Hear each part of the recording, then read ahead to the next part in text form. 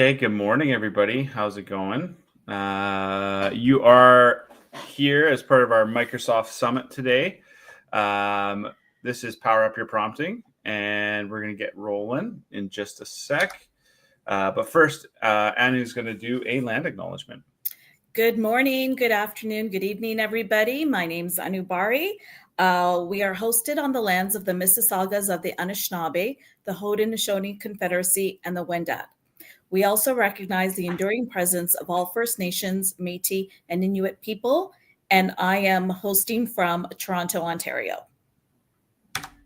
That's awesome. Thank you so much. And for those that don't know, we are consultants with Logix Academy. So I do not work directly for Logix. However, I am a practicing teacher straight out of the classroom. That's what all our consultants and the people that you're hearing from today, if you're participating in the summit. Logix is awesome. I get to be in a chat room with people like Anu and all these amazing like superstar educators from across the country. And they teach me stuff every day. And if you are interested in learning more about what we do, there's how to get a hold of us across social or email. What do? We are, a partner with everybody, basically. Microsoft Global Training Partner, Google Partner,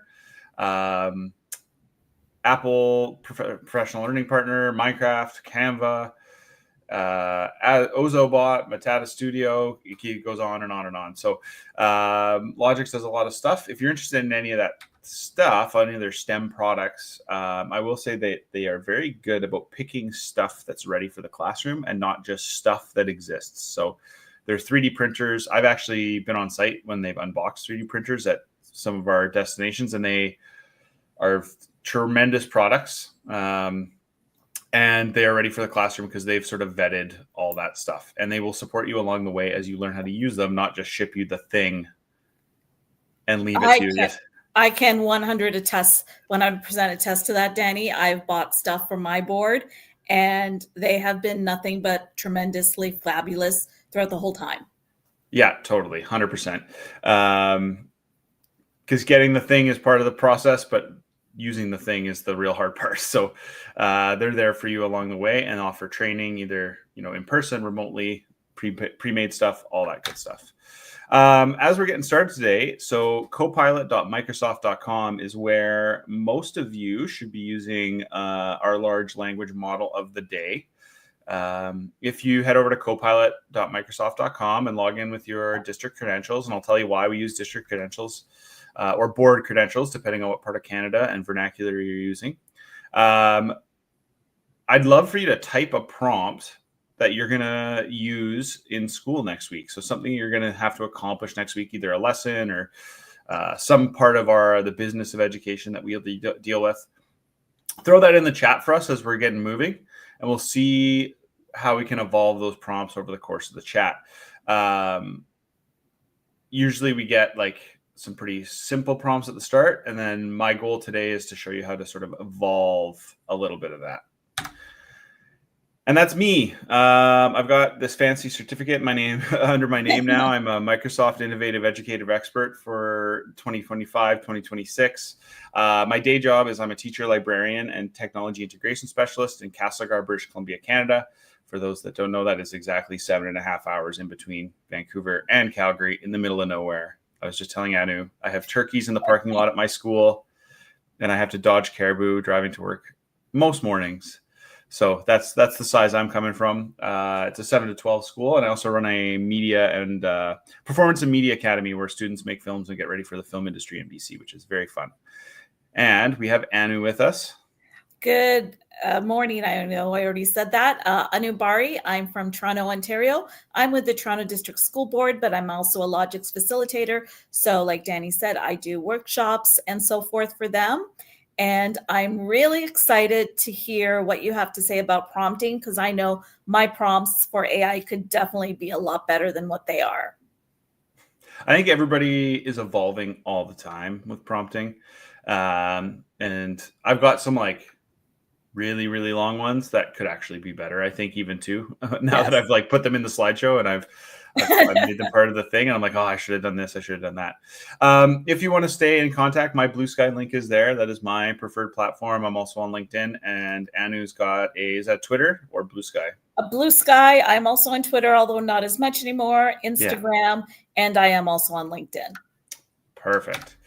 And everybody in the audience gets some credits today, right? Yep. So once you are done this, we will show this up again, I think, near the end.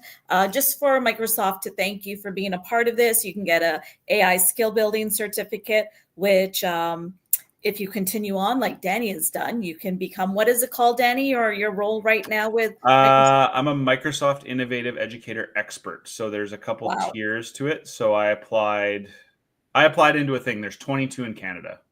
Wow. Okay. So if you're looking to begin your leadership journey, this is definitely one way you can start that. Yeah, I think there's like 3 of us in the Logix chat of the 22. Okay, good to know. Here's today's plan. We're going to keep it the goals are pretty simple. Why is prompt design important? And how can Copilot enhance your planning and your teamwork? And we're going to apply it to some real world tasks. I do a keynote address sometimes. That's an hour of me doing my thing, but it's, I'm a big proponent of like not letting AI just take over our job and do our thinking. And I think there's a lot of opportunity for AI to funnel the business of education into more time with kids. And so how can we prompt effectively so that we're getting good results and we're not spending all our time fact checking and make things move a little smoother? So before I get into it, this is my privacy warning. Check with your people, check with your IT team. They know, your principal knows, someone should know, but make sure CYA, as they say, to make sure that you're doing everything appropriately. And I think in general, in education, always ask yourself, what is the least amount of information I can disclose to get the outcome that I'm hoping to get? So do you need student names? Do you need school identifiers? Do you need any of this stuff to get the actual content that you're trying to get out of the AI thing? I think that applies to every part of information disclosure on the internet. And I think it's a really good step. And ask questions before you do the thing so that you can continue doing the thing with a paycheck at the end of the line. There's a Logix facilitator in our Slack chat, and her name is Cami. And we were planning a slide presentation one day, and this is her quote: "Prompting and pasting is pathetic," and I love it. Your first draft of most things isn't good, and AI is no different. So prompt and pasting is pathetic. Cami is a brilliant genius, and I love that just hard edge, blunt message. Prompt, output, iterate is the way that this is going to go. And that's how we get better. It is an amplifier, not a replacer. And AI is going to have like little bits and pieces across our whole curriculum, but it's like, when and how are we going to use it? And how are we going to refine its use so that it's done appropriately? We need to help students understand and model that. I'm really like, if I ever use AI for anything, I will tell my students outright right away, so that they can see how I'm using it and why I'm using it, and I can explain my thought process to using it. And ultimately, AI without a driver can be a bit chaotic. So if nobody's driving the car, we get this situation.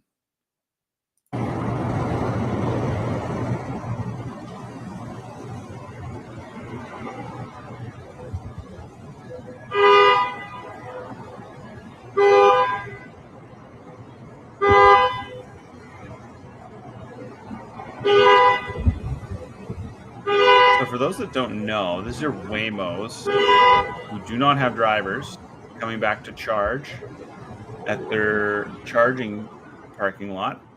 And because they don't have a driver, they don't realize that all the cars are empty. So when they get too close to one in the front, they honk and move backwards, which gets them too close to the one in behind, and they honk and move backwards. And it just becomes the cycle. That was filmed by somebody at 3 a.m. outside their apartment window. That is like prompting and pasting without checking your answers, without planning, without any thought. We all become Waymos. And ultimately, you know, AI is a mathematical word prediction machine. And it's extremely confident. It knows how to gaslight with the best of them. Which brings us this, which is potentially my favorite video All right, ever. so I asked ChatGPT, how many R's are in strawberry? It said there are 2 R's in strawberry. I counted 3. I can see why you might think that, but strawberry actually has 2 R's. Maybe you are counting the letter R in straw and berry separately. Break it down and show me. Sure, here's the breakdown. Strawberry. The R's are highlighted. There are 2 R's in strawberry. I said I can physically see 3 R's. I understand there might be some confusion if you count the letter R in strawberry. 1. Strawberry. There are indeed only 2 R's. If you are seeing 3, there might be a mistake or a different context This in your video counting. is so much Am I longer crazy? than everybody thinks it is. It is 5 You're and a not half crazy. minutes long. Sometimes mistakes happen when counting or reading. It's easy to miscount letters, especially if you're looking at the word quickly. If you're still unsure, you might want to check again and use a different method to verify. Spell it for me, then, and count the R's as you do it. Certainly.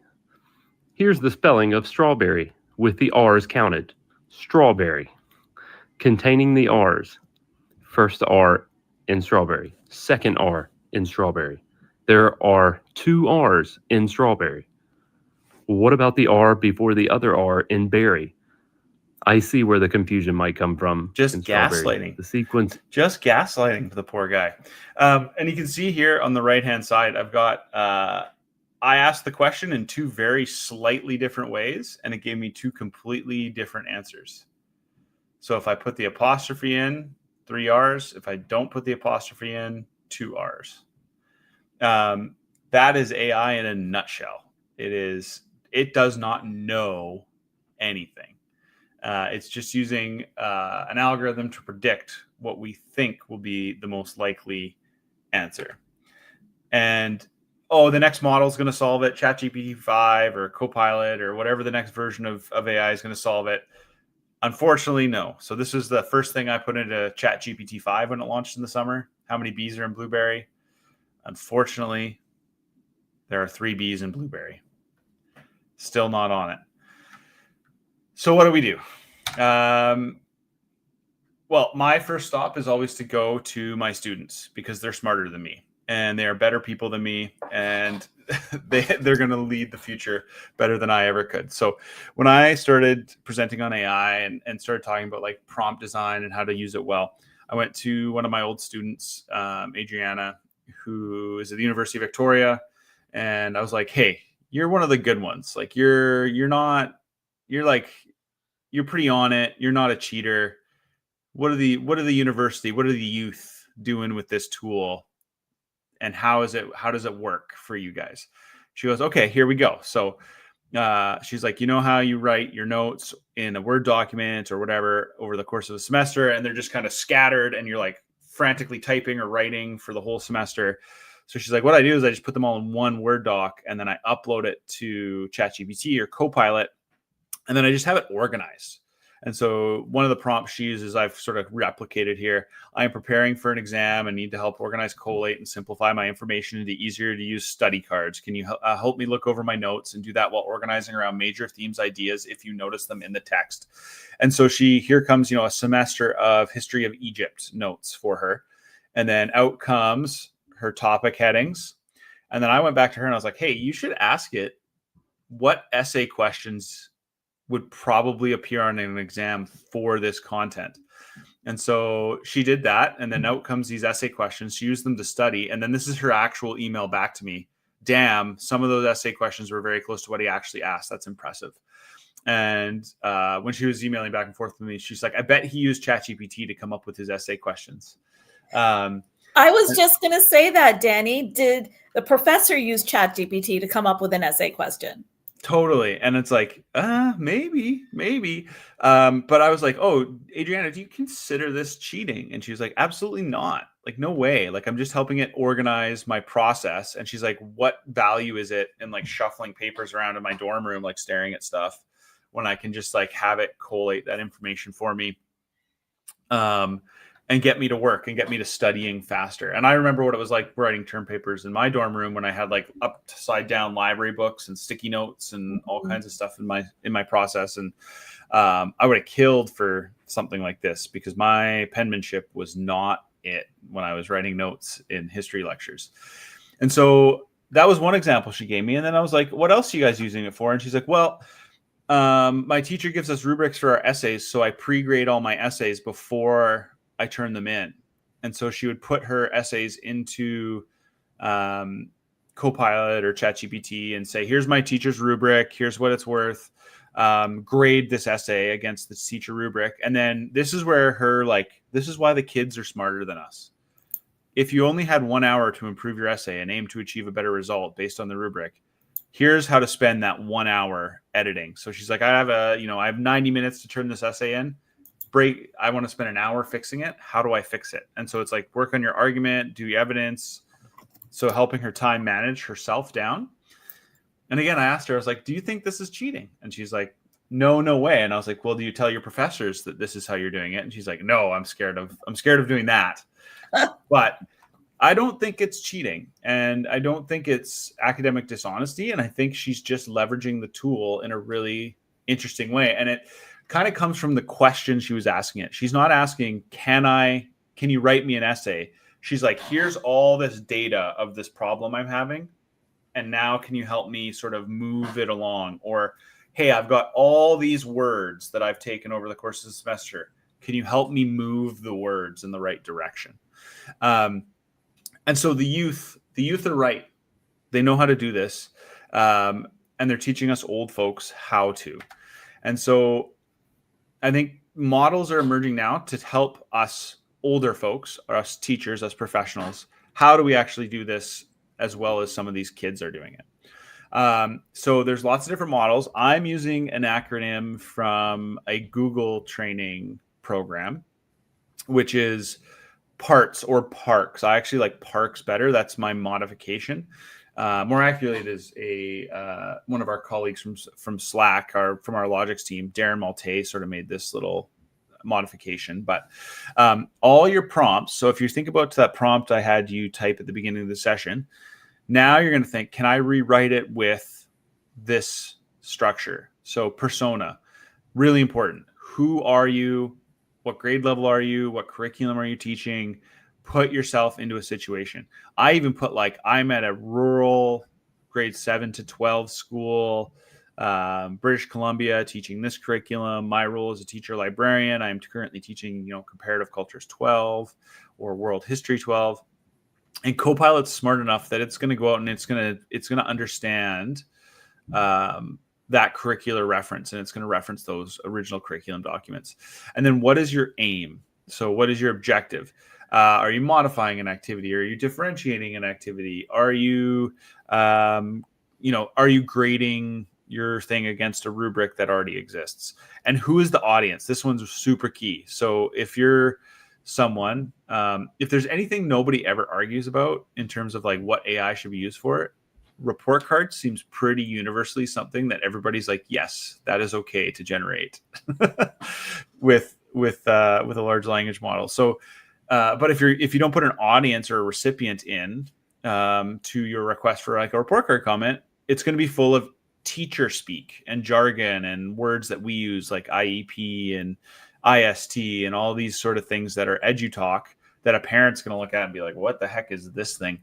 And so specifying, I always put in my stuff that's going to be facing anybody but a teacher, it should be accessibly written for an audience of middle school English language speakers as sort of the middle ground.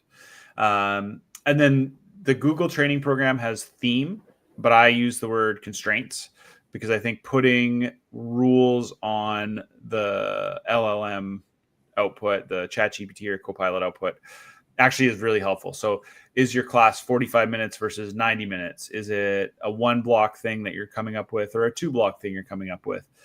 Does it have to be a certain format? Do your rubrics have to be a certain structure so that you can upload them where you want them to upload, whether you're a Teams person or a Google Classroom person or what's the D2L? Is it D2L in Ontario? Brightspace. Yeah. D2L Brightspace. Yeah. Are you a Canvas person? Are you a Brightspace person? Like, can you format it for those platforms inherently? And then structure, format for output. So we'll show a couple examples in a minute of Copilot. Like, do you want a spreadsheet? Do you want a PDF? Do you want a Word document? Do you want a picture? What's the format that you're after? Oh, thanks, Caitlin. Yes, Brightspace D2L, same thing. Beautiful. I think putting that structure in is really important, because if that doesn't come out the way you want it, Danny, then you're constantly going back and adding that in. 100%. Yeah. And so what does a good prompt come out looking like? So here are some color coded. I am a media arts teacher. That is where the color coding comes from.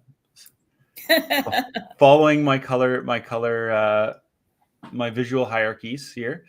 So persona. So I'll read this one to you. I am a 7th grade creative writing educator. So who am I?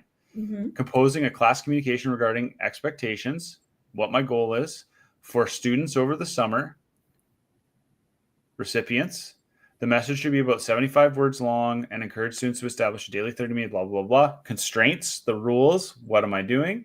And then structure. It is an email. And so if I were to write that same prompt and put it is a letter and not an email, the paragraphs are going to, like, a letter is going to have longer paragraphs. It's going to be a little bit more formally structured. An email is going to be quicker so that people can scan it and skim it. We love a color-coded prompt. Yes, Caitlin. Same thing with this prompt here. I'm a 9th grade geometry educator. Who am I? My aim is to have a lesson plan about investigating triangle congruence. I want to enhance the lesson to make it engaging and relevant for my students, recipients. I would say that would be better if you could put in a little bit more info about your students. And constraints include materials, procedure, and activities for a 50-minute class, and the structure, the format, output as a lesson plan.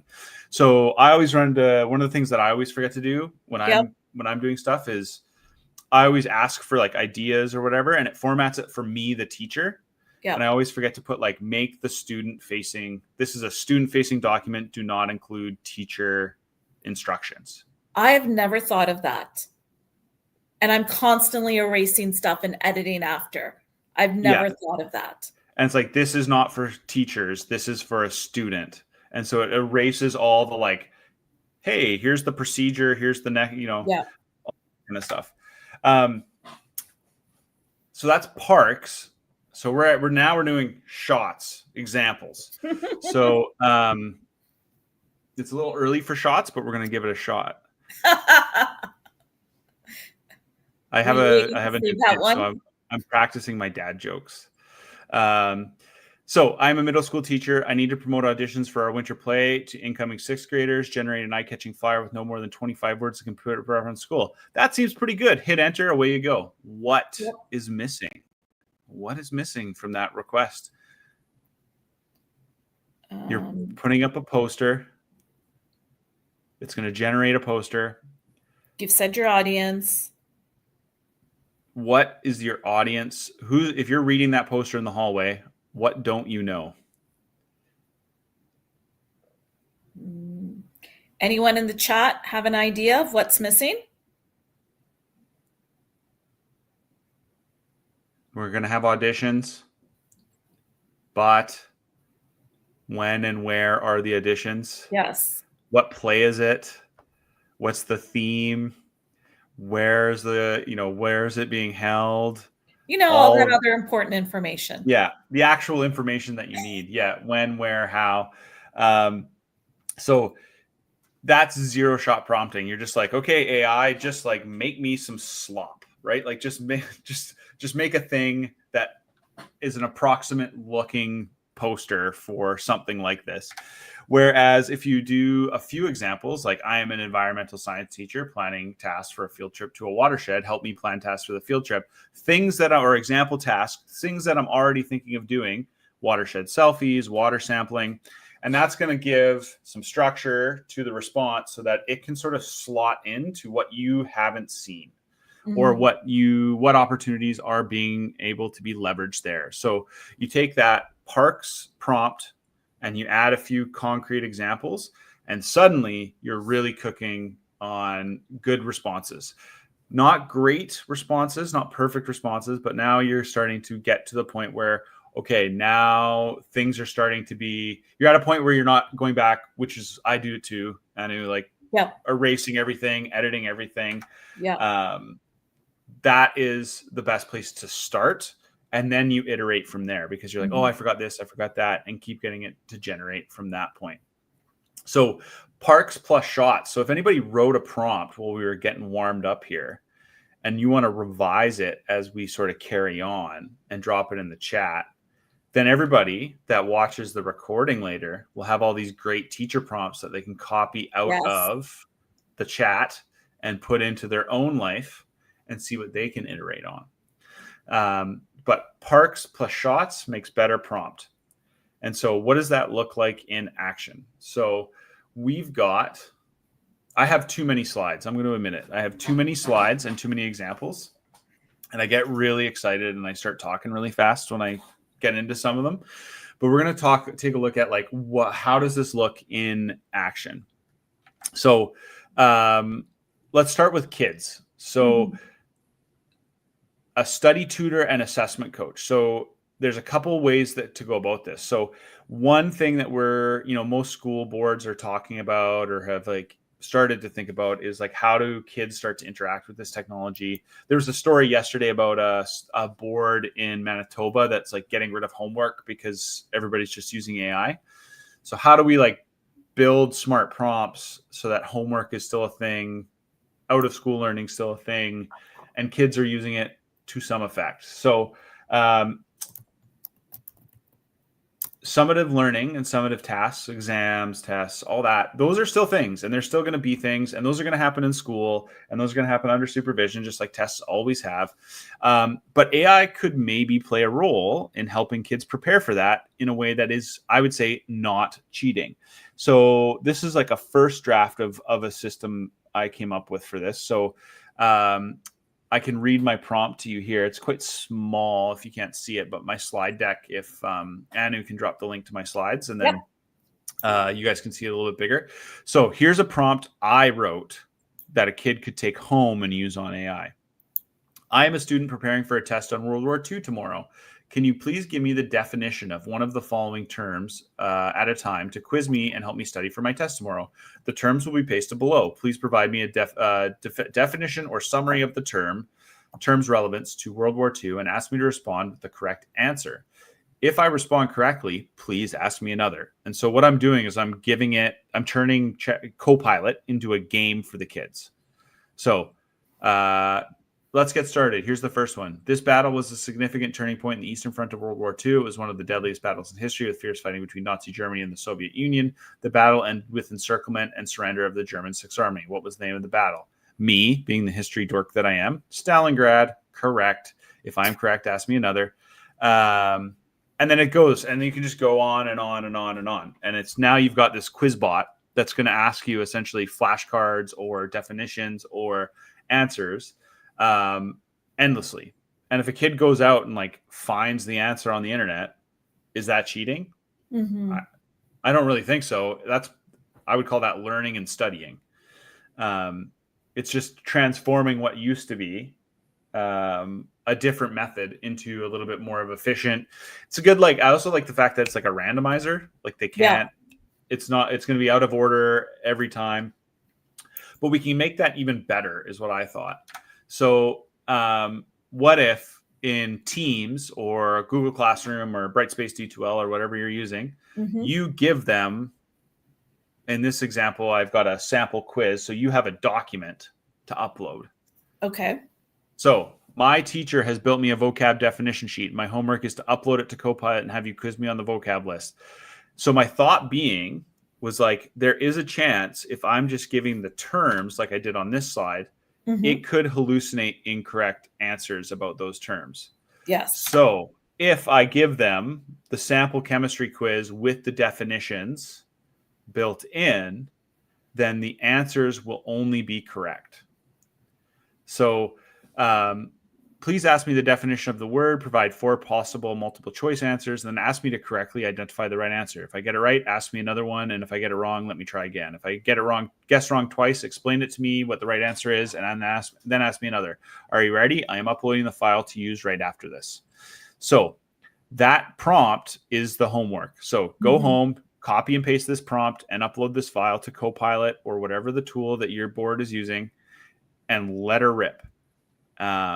Would I take this would I grade their interaction with Copilot? No.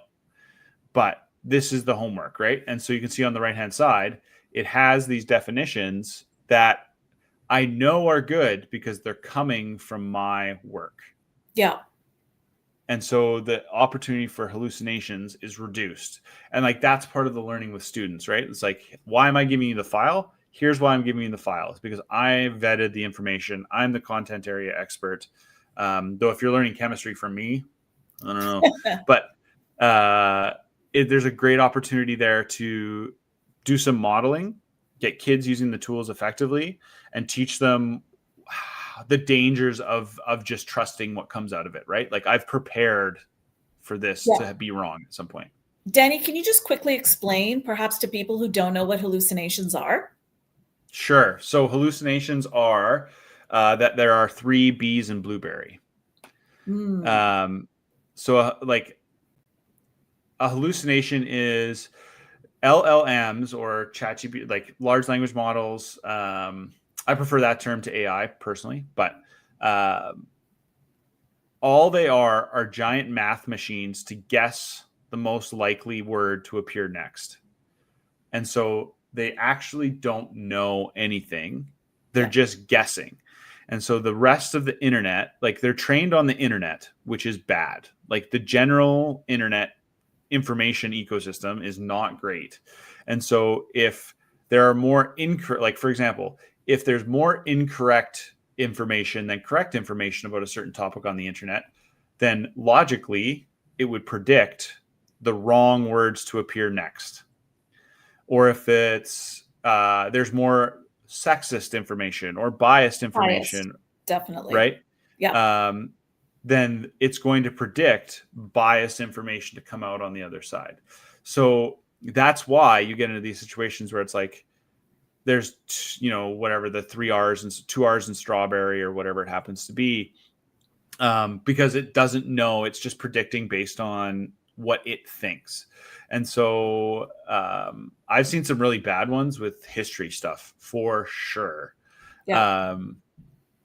But that's where my content area expertise is. That's where my bachelor's degree was.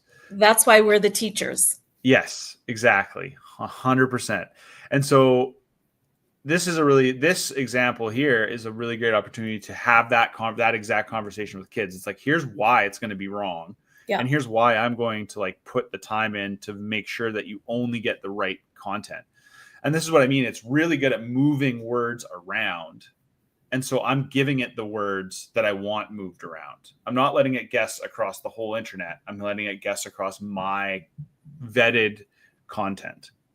And we want our students to be, AI literate or digitally literate when they are using these programs. 100%. Because I think when I tour about and talk about AI, I bring my wife's laptop because it's a Windows 11, like new laptop. And it's like, you cannot un-AI a modern laptop. Like, you can't walk into Best Buy or a store and pick up a laptop. It's everything now. Yeah. And so kids have to understand how these tools work. And they're really useful for sure. It's not just the button in every app that nobody wants to hit accidentally. But you can't buy a MacBook, you can't buy a Windows laptop, you can't buy a Chromebook without some form of language model being baked into the core operating system anymore. And so kids have to understand why that's such an important thing to deal with, and where the bad information is going to come out. So that's this is just a slide detailing. So in Copilot, you have the add content button. So that's where you would upload your information, and then it creates a reliable and consistent quiz bot for students and study aids. So that's one example of how we prompt a little bit better. I didn't know there was an add content. I was like copying and pasting everything. So good to know that. The other thing that also, like, everybody, maybe not everybody, but like physical textbooks are still a thing. Lots of schools still have older textbooks. The quiz also works. The quiz idea also works if you just take a photo of the back, like the back page of your chapter where it has all the terms. Okay. You just take a photo of it and be like, "Hey, quiz me on this," and it'll start quizzing you off the picture, which is a neat little thing. So I've used that. This is my law textbook, actually. But now here's my show off prompts. So we talked about parks, we talked about shots, and so what does this look like when you get a little extra? And so this on the right hand side is one of my prompts. Wow. In the summer, I sat down, and because I'm such a, I have so many things going on, my social calendar is so full, I had time to sit and just speculatively design 2 new courses. So I was like, I would really love to offer a 21st century history course in BC. We don't really have one in BC's curriculum. So I was like, what would that look like? So I started to craft a prompt, and I had all these ideas for what that would look like. So the prompt is very hard to read because it's so long. I had a hard time getting a good screenshot, but yeah. Essentially, I'm a high school teacher in BC. I am beginning to put together a curriculum for the history of the 21st century. This would be a grade 12 course in alignment with our other curriculum documents. I've attached 20th century world history document for your reference. So I'm like, hey, here's who I am, what I'm doing, my aim, my goals. Here's my reference document. And in BC, our curriculums, like this column of the curriculum is very similar. It's all skills, right? It's all competencies. Yeah. So it's not going to change content course to content course. So I want to create a modern history course, as the world history course has too much content to truly get through into the modern era. And the modern era has seen such rapid change that it seems imperative to teach the last 25 years as a way of grounding students in their world. The trends of the 20th century are a far cry from students born in 2010, and the connections are hard to grasp without a modern understanding of their own current world. And so I keep going on and on like that. Yeah. Getting down to the point where I have like content and themes I have brainstormed myself: social movements and reconciliation movements, social, economic, political, and culture impacts of the internet, including digital colonialism, erosion of democracy, misinformation, major global conflicts: Syria, Iraq, Afghanistan, Israel, Palestine, Ukraine, Russia, September 11th, and the connection to broader trends, the rise of China and the long-term impacts of globalization, the COVID-19. Like, I'm just sort of listing all the things that I'm like, thinking about. And then I used Copilot, and I also ran it through ChatGPT Deep Research. And somewhere near the bottom, it might even be cut off there, I also asked like ChatGPT Deep Research, find me all the other courses on Earth that are in this wheelhouse. Oh. And so it went out and it found me the syllabuses of like first-year university courses and courses from Spain and courses from Europe and like all these references. And then it came out as this, which is exactly mirroring our BC curriculum documents. Oh my gosh. Wow. And so I don't want to build this document. Like, I don't want to put the tables in, like I don't want to put the tables in and like sort all the information. So I asked it to cite, it cited it. So Manitoba, Cambridge, International Baccalaureate programs. Yeah. And then I went through and I edited. Like, I sort of sorted it. I played with it. That's where I want to spend my time, is like, I want to tweak it and make sure I have all the different little bits and pieces in there. I want to make sure all this stuff is looking good. and I edited it instead of building tables. I just building rubrics, building tables, stuff like that. Those are such time suckers. Oh, and I'm not good at it because I don't want to do it either, right? Like I never want to build a rubric ever again. Yeah. This is kind of where I'm at. So that prompt probably took me 20-25 minutes to sort of think through and write, but it saved me a couple hours probably of tinkering away on this document and got me really to the meat of what I was after. And it found so much good research for me. Now, were the citations all accurate? No, it cited a bunch of stuff that was no longer on the internet somehow, like dead links, and like it linked me to websites that no longer existed. So like I have to go in and clean those up. I got to get rid of that. But now I have this course and I've submitted it to my school and I'm like, let's put this on course selection next year, and away we go. And because I had so much fun doing that, I did another one. Because why not? Because why not? And this one I've labeled for you so you can see like persona, aim, recipients, constraint, structure.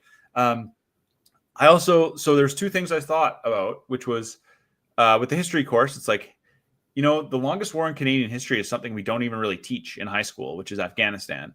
And so I was like, we need to teach that. And then sort of in that same thinking vein, I was like, there's only one type of media we don't really study as art and literature in high school, and that's video games. And it's been around for half a century. So this course is an English course that I've pitched for next year, and it's called English New Media, Interactive Storytelling, Games as Literature. And so same sort of deal. I'm a high school teacher in BC, sort of going through who am I, what my goals are, my recipients, the constraints, the structure. And then I've got few shot prompting in here too, because I went to a gaming community online and I was like, I know what games I would put in this course, but what are the games I need to put in this course? And so I crowdsourced a bunch of information. And so I was able to give the tool a list of all the games. So my game choices were like Return of the Obra Dinn, Firewatch, Citizen Sleeper, Pentiment. Like I got this great list of games, half of which I've never played before. And that added to sort of the mix of what I was up to. And then same thing, out comes this curriculum document with specific references to all the games I've cited. It's got some of my, I've even put project ideas in this one. So tabletop storytelling, technical processes, including working with Twine passages, coding sample game logic, or using multimedia authoring tools. And then same thing, got citations. Same thing happened again in this one. It gave me a bunch of courses that didn't exist. It gave me links to websites that didn't exist anymore. But I went through and I cleaned them up and I found the ones that did exist. And then away I go. And I was able to, again, submit that. And it took that co-planning process and that development process, and it turned something that would have taken me really weeks to sort of shop around and email around and just just throw it together, get it together, and allow me to sort of mold the clay. It got me from 0 to 80. That's the other phrase you hear a lot with AI is 0 to 80 in seconds. And this is an instance where it was holy cow. And you just talking about this, Danny, has already got my mind churning of things that I can do for the teachers that I support in grades 7 to 10. Totally. It's just how do you, putting a little bit extra time in up front could build a system or a tool set that can really accelerate your learning. And make things better for kids, right? I'm thinking about students that might take these classes. Yeah. And I'm I feel like they're necessary parts. Don't get me on my soapbox about studying games as art, but that's a different discussion. Yes, totally. I did just sort of hint that I don't like rubrics. Yes. So here's a good prompt to get a good sample prompt to get your rubrics out in Copilot. So I'm a high school teacher in BC. Who am I? Where am I? Teaching World History 12. That's my specific curriculum. I'm assigning my grade 12 students an essay, and I need you to create a 7-category rubric that deals with the essential big history skills in our curriculum, and the 7th category for grammar and spelling conventions. The rubric should have 5 achievement levels. This is all BC language: extending, proficient, developing, emerging, and no data. and should be written in easily understood but accurate language and not be topic specific because students will have free choice of any content topic from the course. Please format it like a table so I can copy and paste it into an assignment outline. And boom, that is a better rubric than I would create 100%. I've given it the roadmap, right? Like I've put the lines on the highway for it, and now it's just got to drive down the road. And we spend so much time as educators creating these rubrics, looking at what we're doing. And for it to be just in seconds, that's a huge game changer. Yeah. And like, honestly, I'm dead serious. It is better than any rubric I would ever create, because by the time I get down to like category 4 emerging, I'm just like, oh God, not good. Yeah. Like, can I just write not good, bad in here? But I just wanted to point out, this is an example of, see that the little eyes are pointing at this little button right here. Yes. That is an Excel button. Ah. So if you click that button, out comes a file. Immediately downloads an Excel file for you, because Copilot, when you're prompting, can create specific types of files for you. So it makes text files, markdown files, JSON, image files, but it also makes Microsoft Office files, Word documents, Excel spreadsheets, and PowerPoint presentations. So I think it's in this slideshow. If not, I can maybe find, we only got 14 minutes left, but I can maybe find a slide where I was uploading like small chunks of a new textbook. Uh-huh. And it was like, this is section 1.1 to 1.4, make the PowerPoint for me. And it takes all the main ideas out of the text and then lays the slides out and does the art for the slides too. I was just thinking that as you were saying this. I'm like, well, that new course you created, Danny, you could already start the PowerPoint for the teacher. 100%. And you could upload like, for the video game course, for example, you could take a YouTube playthrough of the game and make like a chapter 1 PowerPoint based on the YouTube transcript. Wow. Here's a PowerPoint generation. Yeah, there you go. I was smart, and it was my next slide. So here I've attached my high school lecture notes for my students in Chemistry 11 in British Columbia. Mm-hmm. I'm preparing a lecture on how to understand and work with balanced equations. Are you able to produce a graphically interesting and relevant presentation based on these notes? And it goes, I sure can. Generate the presentation in PowerPoint format, please. So it made me a PowerPoint. Graphically interesting, not so much this time. But it did take this and turn it into a PowerPoint. Okay. One thing I'll say about Copilot, and I don't know if you've experienced this, but some days it is a little temperamental. I find that sometimes with all of the LLMs. I find that it's like on like Monday or Tuesday. It's tired? Well, no, it's like Monday, Tuesday, it might be like, hey, here's the sample textbook. Can you make me like a nice PowerPoint? And it's like, oh, here's the graphics. Here's everything. It's brilliant. And then like you ask it on like a Sunday afternoon and it's like, I can't make a PowerPoint. Leave me alone. Who do you think I am? Like, get out of here. And it's kind of random. And I haven't really figured out the rhyme or reason to that. There's probably an explanation. Most of the time it works great, but sometimes it's just like, how dare you? But it will make a PowerPoint for you. It's kind of scary. I said it's kind of scary. But if you have your content, right? Like we've all got the content that we've developed. Yes. And again, I'm not asking it to generate. This is an important distinction. I'm not asking it to generate the notes. I'm not asking it to do the teaching part. I'm just asking it to move the stuff I know is good into a format that is better for kids. Yeah. We already did the vocab quiz. But let's say you have something that's repetitive on theme. Mm-hmm. So like Maze vocabulary questions, like, I don't know if that's a popular thing. It's part of like literacy screening formats. I think it's University of Florida uses Maze tests, I think, or Acadience, maybe one of the two. Oh, I've heard of Acadience. Yeah. So that's like a literacy screening structure. Yeah. So, if you need a Maze test, so for those that don't know, it's a sentence where you get a vocabulary choice and students have to pick one of the best fitting word for the sentence. Mm-hmm. So those can be really time consuming to build. But the Mhm. nice thing about AI is like you could upload, and I don't have the screenshot of me uploading it, but like, here's the instructions for how to build or do a maze quiz. What I was like, oh, what if we could make our maze quizzes responsive to whatever's already happening in class, so kids aren't like doing a totally different thing. So I am teaching English 11 New Media in BC, and I'm doing a unit on podcasting and the history of oral storytelling. Could you Mhm. use the resources to create a maze vocabulary test that would fit with this theme and use sentences on theme with our current unit of study?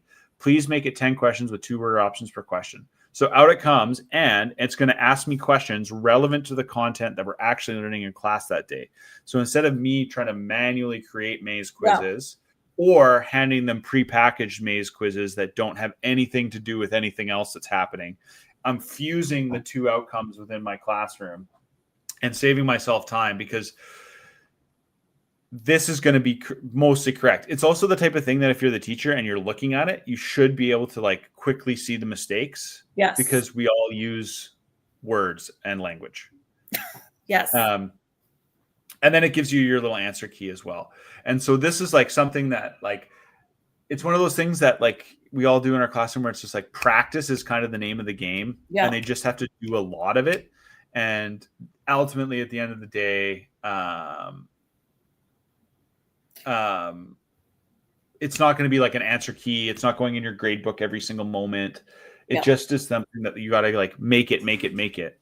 So I just want to share something Michelle wrote in the chat. This is a great use of LLM and a fairly easy way to align with student choice. In a few minutes, I took a photo of a novel. So the novel a student is reading requested a maze style question for 7-8. Oh, Michelle, next level. You're hired. Get her in the Logix chat. That's awesome. Next step for the educator is to review it and possibly have the student critically look at it. Yeah, totally. 100%. Michelle wins. Yep. We have about 8 minutes left and we have to leave a little bit of time. I'm going to show you guys the report card hack of a century. And then I think that'll probably be it. There's more examples in my slideshow, but I'm going to run out of time. What if report cards were done completely differently from the first day of school? Okay. Open question. So here's how I do my report cards. We actually just finished report cards for term 1 at my school. Same here. So Friday notes. Rather than writing report cards on a weekend, I now take notes about my students. I take 10 minutes every week and go through all my classes and just jot down. These are fake. Obviously, I don't teach Garth Brooks. But so I have one of these for every one of my classes. So student, the grade will be blank until the end of the semester. Strength, areas that need improvement, next steps, anecdotes, and the best piece of work or area of growth. And so I sit and I take 10 focus minutes and I just go through my whole list. I don't write about every kid every week. Okay. But once a week, I'll take notes and just be like, oh yeah, like, Johnny did, he set up the film shoot he did for his little mini commercial super well. He was super dialed. His pre-production was awesome. This kid, I watched this. I'm thinking about a certain student in my actual class where I was like, put in an anecdote about watching her paint a digital portrait and like how, when she's really locked in, how fast and effective and brilliant her work is. Yeah. And like, so I've got this like living, breathing, organic document about life with my students, about their learning. There's sometimes things you'll forget when it comes time to report cards.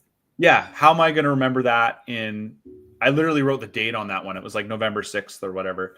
Yeah. But it was like, how am I going to remember her painting on November 6th on a weekend in January when I'm like robot writing so many report cards? So I take notes. I actually think I'm spending more time on my report cards in the grand scheme of things, but it doesn't feel like I'm doing report cards anymore, if that makes sense. So I write these notes, and then here's what I write to Copilot. I am uploading a document of anecdotal observation notes and final grades for my learning management system for students in my British Columbia World History 12 class that I write every Friday over the semester. Can you take this information? Oh man, the typos in this one are brutal, Mr. Leeming. Write a personalized, positive, growth-focused report card comment, not exceeding 250 words, that is easily understood by non-teachers, aka parents, Yes. and students alike. And then here's my fake report card data.doc. So I've got some fake comments there. Mm-hmm. Wrong slide. Here's some actual ones. So I'll read one to you.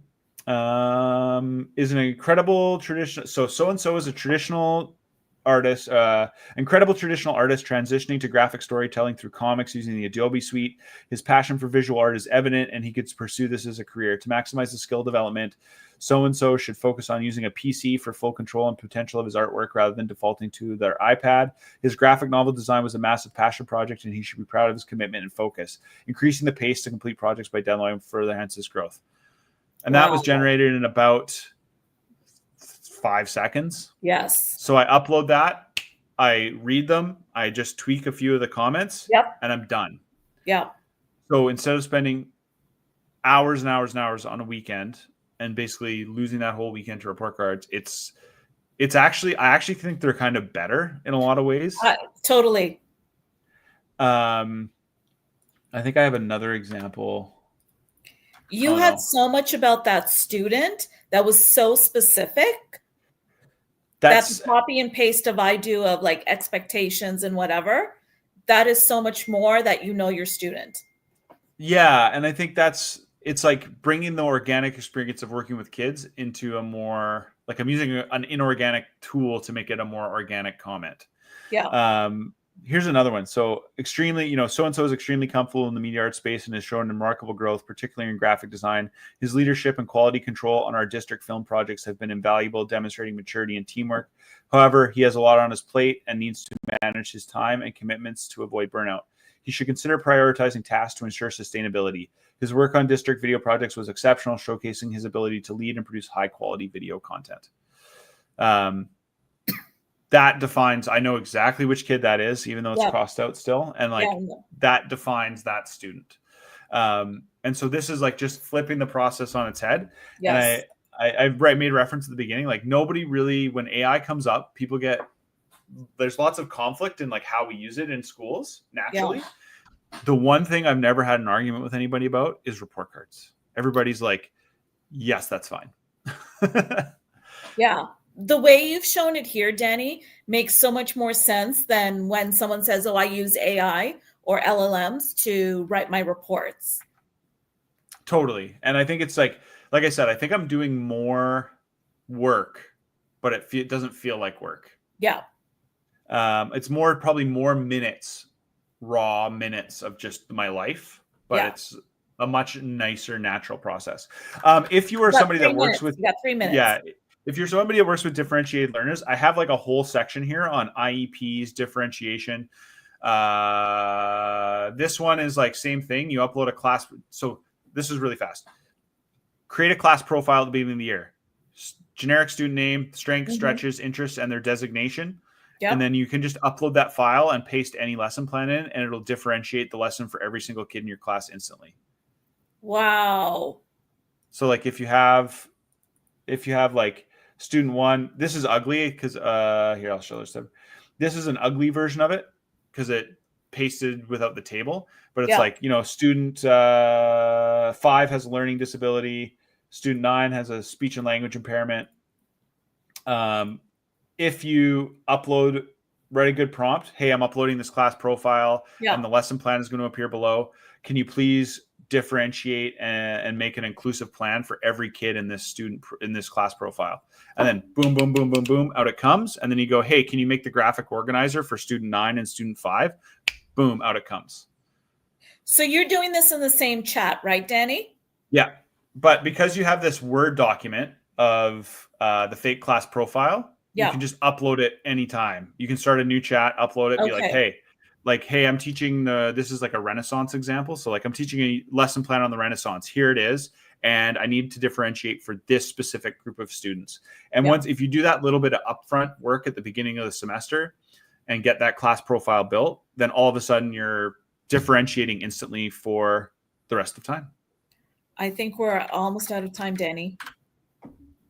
So thank you so much, everyone, for being with us today. We sincerely thank Microsoft because they are the ones that are supporting this workshop.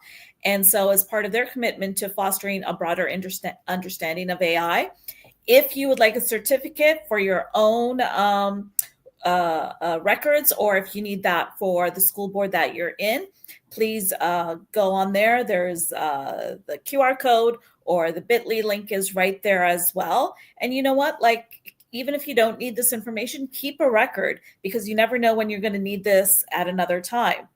So thank you again, Danny. These are amazing ideas that I have to go back and look at that PowerPoint again. And make sure to fill out the feedback too. Logix Yes. will make stuff happen. So if you hit bit.ly/logicfeedback, help make me better, help make Anu better. And then if there's things that you're like, oh, what about this thing? Can we do this Yes. thing? If you put ideas in, like literally I've seen it happen where somebody will put a comment in, and then like the people that run Logix will drop it in our chat and be like, can anybody do this type of session? And all of a sudden we're offering that like the next week. So if there's something you think we need more of, let us know. Yeah, 100%. And then if you have any issues, reach out on social. And if you email that email, it is real people. They pay real teachers to answer that email. Yes. And if they don't know the answer, they'll come to the rest of the chat group, and away we go. We will answer. They do. Thank you, Danny. Thank you, everyone that's out there watching this. Please make sure there's more workshops happening right after this. So go and join those, and we'll see you next time. Thanks. Take care. Bye.